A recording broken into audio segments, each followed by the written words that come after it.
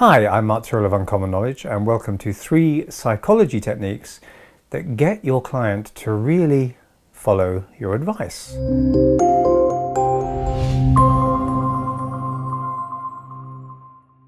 Sometimes what a client really needs is pretty obvious, and anyone can see it.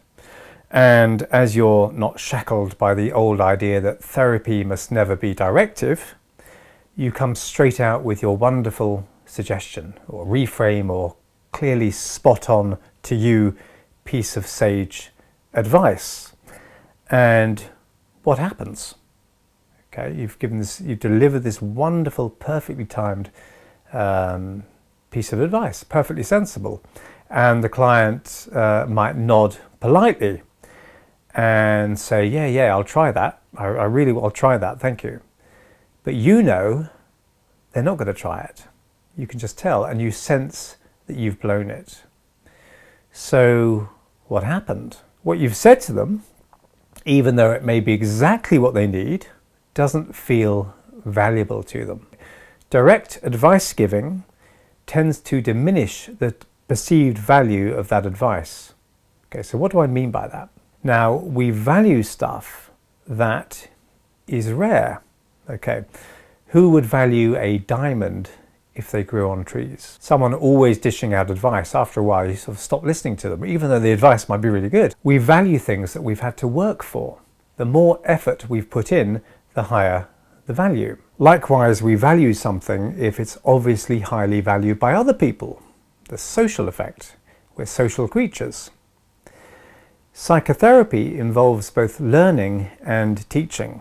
The client both teaches and ideally learns from the therapist. You may know exactly what your client needs, but how do you deliver that advice so that it's deemed valuable enough to be acted upon? Even diamonds can be mistaken for common stones. So here are 3 psychology techniques that will increase the influence of your suggestions. So number 1, dress up the advice. Okay, so rather than a direct piece of advice, you should do this or you should do that. My advice to you, young man, is that you should stop doing that. Okay, thank you very much. I'll bear that in mind. Okay, only I won't, might be the response. So how might we dress up advice to use some of these social factors? We might say something like, later on, and we're making them wait for it, I'd like to share an idea with you to see what you think. It's a bit unusual, which implies rarity, and it might not make sense to you at first, implying that they might have to work a bit for it to understand it. So now you've increased the value of what you're going to say to them. Number 2, tell them how valuable others consider your suggestion to be. Okay, social proof, this is called, So people are more likely, or people are more ready to try something that others have tried and found successful before them. And you can use an example like 4 of my clients in the past few months have done what I'm asking you to do, and later told me that they thought it was the best thing they ever did. So other people, okay, we're applying to other people's experience. So many people have now successfully used this approach that it's almost become a standard way to tackle this issue. Use metaphor. Number 3, use metaphor. Metaphor allows you to give advice without seeming to give advice, thus rendering your advice both more palatable and more valuable to your client. Might even hit home unconsciously with them. They just find that they start doing things a bit differently because of the unconscious impact of the advice.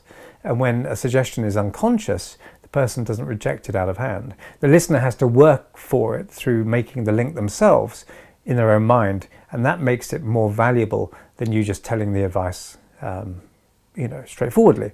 I once worked with a man who was still eaten up with resentment over being laid off work years before, decades before he'd been laid off work. Now, what I didn't do was just tell him directly to, forget about it. It was a long time ago. You don't need to worry about decades ago when you lost a job. You've got a good job now. That's clearly what he needed to do, but the direct advice would have just been rejected out of hand. But while he was in trance and without mentioning layoffs or work or redundancy or anything directly related to that past experience, I told him a story of a man who'd been forced to carry a heavy burden for a long time and then discovered that he could put the burden down and leave it far behind. So I hope you found that useful, and if you did, please hit like and subscribe, and if you want to hear when my next video is published, hit the notification bell below. I'm Mark Tyrrell of Uncommon Knowledge, and if you'd like to subscribe to my email newsletter, you can find it over at unk.com/blog, that's unk.com/blog, and thanks for watching.